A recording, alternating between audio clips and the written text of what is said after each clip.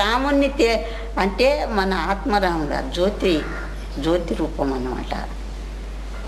దానికి ఇప్పుడు ప్రతి ఒక్క మహాత్ములు కొందరు రామతారకమే చెప్తారు, కొందరేమో శివతారకం చెప్తారు, కొందరేమో తన ఆత్మతారకం.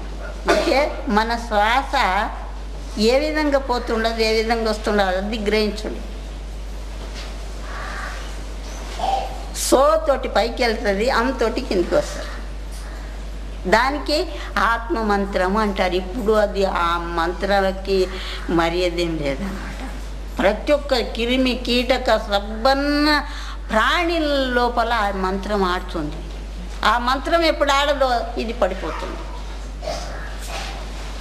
అది ఇప్పుడు ప్రతి ఒక్క ఇప్పుడు